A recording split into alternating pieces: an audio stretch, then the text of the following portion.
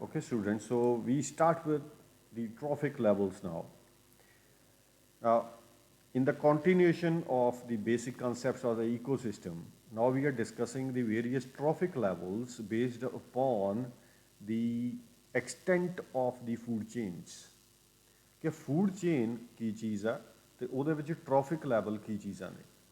ਸੋ ਇਹ ਤੁਸੀਂ ਜਿਹੜੇ ਬੱਚੇ ਟੌਪਿਕ ਨੇ ਇਹ +1 ਤੇ 2 ਦੇ ਵਿੱਚ ਪਹਿਲਾਂ ਪੜ੍ਹ ਕੇ ਆਏ ਹੋ, ਬਟ ਸਟਿਲ ਆਪਾਂ ਉਹਨਾਂ ਨੂੰ ਥੋੜ੍ਹਾ ਜਿਹਾ ਹੋਰ ਡਿਸਕਸ ਕਰਾਂਗੇ।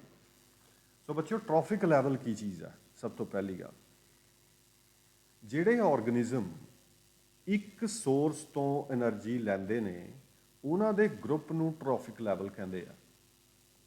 ਠੀਕ ਹੈ, suppose if I take the very first level of the autotrophs, suppose we talk about grass.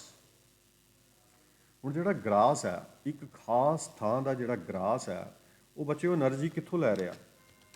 It is taking the energy from the sunlight. ਸੋ ਜਿਹੜਾ ਸਨਲਾਈਟ ਸੀਗੀ ਉਹਦੇ ਕਰਕੇ ਜਿਹੜਾ ਸਾਰਾ ਗਰਾਸ ਸੀਗਾ ਉਹ ਉਸ ਥਾਂ ਤੇ ਉੱਗ ਰਿਹਾ। ਇਹਦਾ ਮਤਲਬ ਜਿੰਨਾ ਵੀ ਗਰਾਸ ਹੈ that is representing the first trophic level, and ਜਿਹੜਾ ਪਹਿਲਾ ਟ੍ਰੋਫਿਕ ਲੈਵਲ ਹੁੰਦਾ ਬੱਚਿਓ ਇਹ ਹਮੇਸ਼ਾ ਇਹਦੇ ਵਿੱਚ ਪ੍ਰੋਡਿਊਸਰਸ ਆਉਂਦੇ ਨੇ। So producer makes the first trophic level and this is denoted as T1 level. So this is the first trophic level and it is denoted as T1. ਇਸ ਤੋਂ ਬਾਅਦ ਬੱਚਿਓ ਜਿਹੜਾ ਸੈਕੰਡ ਲੈਵਲ ਆਉਂਦਾ ਉਹ ਆਏਗਾ ਕੰਜ਼ਿਊਮਰਸ ਦਾ। ਸੋ ਕੰਜ਼ਿਊਮਰਸ ਦੇ ਵਿੱਚ ਵੀ ਸਭ ਤੋਂ ਪਹਿਲਾਂ ਕਿਹੜੇ ਕੰਜ਼ਿਊਮਰ ਆਉਣਗੇ? Primary consumer. ਸੋ ਜਿਹੜੇ ਪ੍ਰਾਇਮਰੀ ਕੰਜ਼ਿਊਮਰ ਹੋਣਗੇ ਇਹ ਬੱਚਿਓ ਦੂਜਾ ਟ੍ਰੋਫਿਕ ਲੈਵਲ ਬਣਾਉਣਗੇ। ਇਹ ਚੀਜ਼ ਦਾ ਧਿਆਨ ਰੱਖਣਾ ਸਾਰਿਆਂ ਨੇ, ਕੰਜ਼ਿਊਮਰ ਦਾ ਲੈਵਲ ਪਹਿਲਾ ਹੈਗਾ ਪਰ ਇਹਦਾ ਟ੍ਰੋਫਿਕ ਲੈਵਲ ਦੂਜਾ ਹੈਗਾ। So it is denoted as T2 level. So primary carnivore ਆਉਣਗੇ, ਪ੍ਰਾਇਮਰੀ ਕੰਜ਼ਿਊਮਰ ਆਉਣਗੇ T2 ਲੈਵਲ ਦੇ ਵਿੱਚ। ਅੱਗੇ ਆਉਂਦੇ ਨੇ ਬੱਚਿਓ ਸੈਕੰਡਰੀ ਕੰਜ਼ਿਊਮਰਸ, ਇਹ ਬਣਾਉਗੇ ਆਪਣਾ T3 level. And similarly tertiary consumers will make T4 level. And ultimately ਜਿਹੜੇ ਚੌਥੇ ਲੈਵਲ ਦੇ ਕੰਜ਼ਿਊਮਰਸ ਨੇ ਜਿਨ੍ਹਾਂ ਨੂੰ ਆਪਾਂ ਟੌਪ ਕਾਰਨੀਵੋਰਸ ਵੀ ਕਿਹਾ ਸੀ, ਲਾਇਨ ਤੇ tiger, they are making the T5 level. So ਬੱਚਿਓ ਆਮ ਜਿਹੜੀ ਇੱਕ ਫੂਡ ਚੇਨ ਹੈਗੀ ਆ ਉਹਦੇ ਵਿੱਚ 4 ਲੈਵਲਸ ਵੀ ਹੋ ਸਕਦੇ ਨੇ, ਉਹਦੇ ਵਿੱਚ 5 ਲੈਵਲਸ ਵੀ ਹੋ ਸਕਦੇ ਨੇ। ਠੀਕ ਹੈ, ਸੋ ਜਿੰਨੀਆਂ ਕੰਪਲੈਕਸ ਫੂਡ ਚੇਨਸ ਹੁੰਦੀਆਂ ਜਾਣਗੀਆਂ ਜਿਹਦੇ ਵਿੱਚ ਜ਼ਿਆਦਾ ਐਨੀਮਲਸ ਆਉਣਗੇ ਉਹਨਾਂ ਦੇ ਵਿੱਚ ਟ੍ਰੋਫਿਕ ਲੈਵਲ ਵੱਧਦੇ ਜਾਣਗੇ। ਸੋ ਇੱਥੇ ਥੋੜ੍ਹੀ ਜਿਹੀ ਧਿਆਨ ਦੇਣ ਦੀ ਗੱਲ ਕੀ ਸੀਗੀ ਜਿਹੜੀ ਕਿ ਮੈਂ ਹੁਣੇ ਦੱਸ ਕੇ ਹਟਿਆ ਕਿ T5 ਲੈਵਲ ਦੇ ਵਿੱਚ ਕੁਆਟਰਨਰੀ ਟਾਈਪ ਦੇ ਕੰਜ਼ਿਊਮਰ ਆਉਣਗੇ, ਇੱਕ ਲੈਵਲ ਲੋ ਦੇ। ਇਹ ਯਾਦ ਰੱਖਣਾ। ਬਹੁਤ ਸਾਰੇ ਬੱਚੇ ਕੀ ਕਰਦੇ ਆ ਕਿ ਟਰਸ਼ਰੀ ਕੰਜ਼ਿਊਮਰਸ ਨੂੰ T3 ਲੈਵਲ ਲਿਖ ਦਿੰਦੇ ਆ, ਪਰ ਇੱਦਾਂ ਨਹੀਂ ਹੁੰਦਾ, ਇੱਕ ਲੈਵਲ ਅਪ ਹੁੰਦਾ ਹਮੇਸ਼ਾ, ਕਿਉਂਕਿ ਪਹਿਲੇ ਲੈਵਲ ਤੇ ਆ ਗਏ ਨੇ ਪ੍ਰੋਡਿਊਸਰਸ। ਸੋ ਬੱਚਿਓ ਇੱਕ ਛੋਟੀ ਜਿਹੀ ਐਗਜ਼ਾਮਪਲ ਦੇ ਨਾਲ ਆਪਾਂ ਇਹਨੂੰ ਸਮਰਾਈਜ਼ ਕਰਦੇ ਹਾਂ। Suppose we have T1 level, ਉਸ ਤੋਂ ਬਾਅਦ ਅੱਗੇ ਚੱਲੀਏ। Next we have the T2 level. T2 level ਕਿਹਦਾ ਹੋਏਗਾ? It will be of the herbivores. T1 level ਤੇ ਕੀ ਆਉਣਗੇ? ਪ੍ਰੋਡਿਊਸਰਸ। T2 ਲੈਵਲ ਤੇ ਆ ਗਏ ਹਰਬੀਵੋਰਸ, ਗਰਾਸ ਖਾਣ ਵਾਲੇ। T3 ਲੈਵਲ ਕਿਹਦਾ ਹੋਏਗਾ? It will be of the secondary consumers ਔਰ ਦੀ ਪ੍ਰਾਇਮਰੀ ਕਾਰਨੀਵੋਰਸ। ਠੀਕ ਹੈ, ਇੱਥੇ ਕਾਰਨੀਵੋਰ ਆ ਜਾਣਗੇ ਜਿਹੜੇ ਕਿ ਹਰਬੀਵੋਰਸ ਨੂੰ ਖਾਣਗੇ। ਉਸ ਤੋਂ ਬਾਅਦ ਵੀ ਹੈਵ ਦੀ T4 ਲੈਵਲ ਜਿਹਦੇ 'ਚ ਸੈਕੰਡਰੀ ਕਾਰਨੀਵੋਰਸ ਆਉਣਗੇ। And at last we have the T5 level with the top carnivores. So ਇਹ ਬੱਚਿਓ ਇੱਕ ਫੂਡ ਚੇਨ ਹੈ ਮੰਨ ਲਓ। ਠੀਕ ਹੈ, ਇਹ ਸੇਮ ਉਹੀ ਫੂਡ ਚੇਨ ਹੈ ਜੋ ਆਪਾਂ ਲਈ ਸੀ ਕਿ ਪਹਿਲਾਂ ਗਰਾਸ ਹੈ, ਉਸ ਤੋਂ ਬਾਅਦ ਵੀ have the grass hopper. Grass hopper ਨੂੰ ਖਾ ਗਿਆ ਫਰੋਗ, ਫਰੋਗ ਨੂੰ ਖਾ ਗਈ ਲਾਈਕ ਸਨੇਕ, ਐਂਡ ਸਨੇਕ ਨੂੰ ਖਾਧਾ ਈਗਲ ਨੇ। ठीक है। ये एक फूड चेन है साढ़े को, उहदे च 5 ट्रॉफिक लैवल्स ने। एंड जदों बच्चों T5 तक एनर्जी पहुंच गई, ठीक है, उस तो बाद की होएगा, जदों ईगल की डैथ होएगी ਜਾਂ ਜਦੋਂ T5 ਲੈਵਲ ਦੇ ਕਾਰਨੀਵੋਰ ਦੀ ਡੈਥ ਹੋਏਗੀ, ਇੱਥੇ ਕੋਈ ਵੀ ਐਨੀਮਲ ਹੋ ਸਕਦਾ, ਠੀਕ ਹੈ। ਸੋ ਜਦੋਂ ਇੱਥੇ ਆਪਾਂ ਐਗਜ਼ਾਮਪਲ ਲਈਏ ਤਾਂ ਹੁਣ ਮੈਂ ਇੱਥੇ ਈਗਲ ਲੈ ਕੇ ਚੱਲਿਆ ਕਿ ਸਨੇਕ ਨੂੰ ਕਿਹਨੇ ਖਾਧਾ ਸੀ, ਈਗਲ ਨੇ। ਸੋ ਈਗਲ ਦੀ ਜਦੋਂ ਬੱਚਿਓ ਡੈਥ ਹੋ ਜਾਏਗੀ, ਫਿਰ ਉਹਦੇ ਉੱਪਰ ਕੀ ਲੱਗਣਗੇ, ਡੀਕੰਪੋਜ਼ਰਸ, ਸੈਪਰੋਫਾਈਟਸ, ਠੀਕ ਹੈ। ਇੱਥੇ ਹੋਰ ਵੀ ਕੋਈ ਐਨੀਮਲ ਹੋ ਸਕਦਾ, ਲਾਇਨ ਹੋ ਸਕਦਾ, ਟਾਈਗਰ ਹੋ ਸਕਦਾ, ਪੈਂਥਰ ਹੋ ਸਕਦਾ, ਲੀਓਪਾਰਡ ਹੋ ਸਕਦਾ, ਉਹਦੇ ਉੱਪਰ ਲੱਗਣਗੇ ਯਾਰ decomposers. So I denote here as decomposers, as D. ਅੱਛਾ, ਹੁਣ ਤੁਸੀਂ ਦੱਸੋ ਵੀ ਮੰਨ ਲਓ T4 ਸੀਗਾ ਸਨੇਕ, ਜੇ ਸਨੇਕ ਦੀ ਡੈਥ ਹੋ ਜਾਵੇ ਫਿਰ ਕੀ ਉਹਦੇ ਤੇ ਡੀਕੰਪੋਜ਼ਰ ਨਹੀਂ ਲੱਗੂਗੇ, ਇਹਦੇ ਤੇ ਵੀ ਲੱਗਣਗੇ। ਸੋ ਇੱਥੇ ਵੀ ਡੀਕੰਪੋਜ਼ਰ ਲੱਗ ਸਕਦੇ ਆ।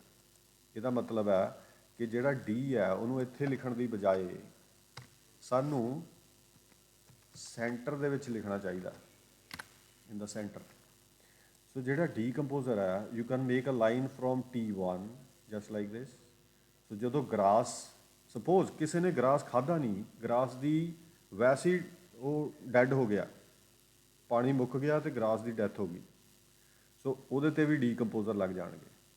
T2 ਕੋਈ ਹਰਬੀਵੋਰ ਹੈ, ਕੋਈ ਸ਼ੀਪ ਹੈ ਮੰਨ ਲਓ, ਜਾਂ ਗੋਟ ਹੈ, ਗੋਟ ਨੂੰ ਕਿਸੇ ਨੇ ਨਹੀਂ ਮਾਰਿਆ ਪਰ ਗੋਟ ਆਪੇ ਹੀ ਮਰ ਗਈ ਹੈ, ਉਹਦੀ ਡੈਥ ਹੋ ਗਈ, ਉਹਦੇ 'ਤੇ ਵੀ ਡੀਕੰਪੋਜ਼ਰ ਲੱਗ ਜਾਣਗੇ।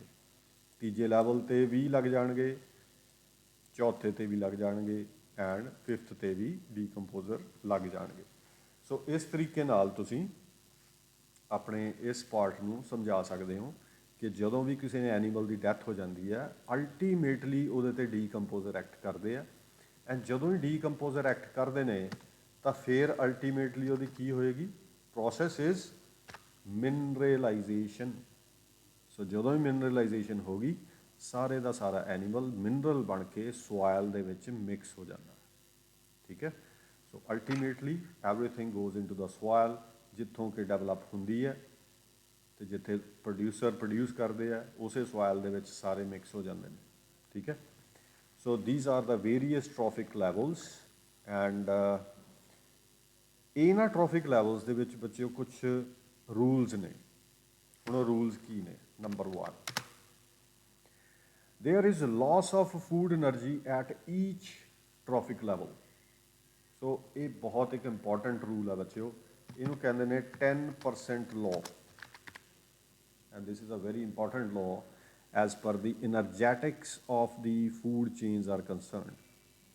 ਸੋ ਬੱਚਿਓ ਹਰੇਕ ਟ੍ਰੋਫਿਕ ਲੈਵਲ 'ਤੇ ਜਦੋਂ T1 to T2 energy transfer ਹੋਣੀ ਹੈ, ਜਦੋਂ T1 ਨੂੰ T2 ਨੇ ਖਾ ਲਿਆ ਤਾਂ ਉੱਥੇ ਬੱਚਿਓ 10% of the energy will be lost in the like, ਸਿਰਫ 10% ਐਨਰਜੀ ਹੀ ਅੱਗੇ ਟਰਾਂਸਫਰ ਹੋਏਗੀ, 90% of the energy will be lost in the environment. So this is called as the 10% law. ਇਹ ਬਹੁਤ ਜ਼ਰੂਰੀ ਲਾਅ ਹੈ ਬੱਚਿਓ। ਸੋ ਐਵਰੀ ਟਾਈਮ ਜਦੋਂ T2 ਨੂੰ ਖਾ ਲਿਆ T3 ਨੇ ਤਾਂ T3 ਦੇ ਵਿੱਚ ਕਿੰਨੀ ਐਨਰਜੀ ਗਈ? Only 10%।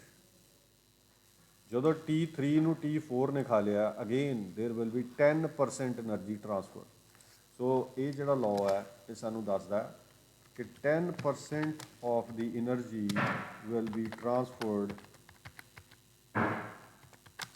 To the next level. So the next ਜਿਹੜਾ ਇਹਦੇ ਵਿੱਚ ਚੀਜ਼ ਪੜ੍ਹਨ ਵਾਲੀ ਹੈ ਉਹ ਇਹ ਬੱਚੇ ਹੈਗੀ ਹੈ ਕਿ food is not completely utilised by an organism. ਉਹ ਇਹ ਕਹਿੰਦਾ ਕਿ ਜਦੋਂ ਜਿਹੜਾ ਟ੍ਰੋਫਿਕ ਲੈਵਲ T1 ਹੈ, ਜਦੋਂ ਉਹਨੂੰ ਕੰਜ਼ਿਊਮ ਕੀਤਾ T2 ਨੇ ਤਾਂ ਉਹ ਕਹਿੰਦਾ ਵੀ T1 ਸਾਰੇ ਦਾ ਸਾਰਾ ਉੱਥੋਂ ਖਤਮ ਨਹੀਂ ਹੋ ਜਾਏਗਾ। Food is never completely utilised by the organism. Some part of T1 it will go waste. ਉਹ ਕਹਿੰਦਾ ਉਹ ਹਮੇਸ਼ਾ ਵੇਸਟੇਜ ਦੇ ਵਿੱਚ ਜਾਏਗਾ, ਐਂਡ ਇਹ ਹਮੇਸ਼ਾ ਹੁੰਦਾ। ਐਂਡ ਤੀਜਾ ਜਿਹੜਾ ਪਾਰਟ ਹੈ ਉਹ ਇਹ ਸਾਨੂੰ ਦੱਸਦਾ ਹੈ कि large amount of energy it is available and is used in respiration to provide energy to maintain the steady state. ਸੋ ਕਹਿੰਦਾ ਕਾਫੀ ਸਾਰੀ ਜਿਹੜੀ એનર્ਜੀ ਆ ਉਹ ਰੈਸਪੀਰੇਸ਼ਨ ਦੇ ਵਿੱਚ ਖਰਚ ਹੋ ਜਾਂਦੀ ਹੈ। ਰੈਸਪੀਰੇਸ਼ਨ ਦਾ ਮਤਲਬ ਹੈ ਕਿ ਐਨੀਮਲ ਉਹਨੂੰ ਆਪ ਆਪਣੇ ਉੱਪਰ ਖਰਚ ਕਰਦਾ, ਜਿਹੜੀ ਕਿ ਨੈਕਸਟ ਐਨੀਮਲ ਦੇ ਵਿੱਚ ਨਹੀਂ ਜਾਂਦੀ। ਸੋ ਦੈਟ ਰੈਫਰਸ ਟੂ ਕਿ ਜਿਹੜੀ 10% ਲਾਅ ਹੈ, ਸਿਰਫ 10% એનર્ਜੀ ਹੀ ਅੱਗੇ ਟਰਾਂਸਫਰ ਹੋਏਗੀ। ਕੁਛ એનર્ਜੀ ਐਨੀਮਲ ਆਪਣੇ ਉੱਤੇ ਵੀ ਲਾ ਲੇਗਾ, ਜਿਹਨੂੰ ਆਪਾਂ ਰੈਸਪੀਰੇਸ਼ਨ ਕਹਿੰਦੇ ਹਾਂ। ਸੋ ਬੱਚਿਓ, ਇਹਨਾਂ ਚੀਜ਼ਾਂ ਦੇ ਨਾਲ like we are done with the trophic levels.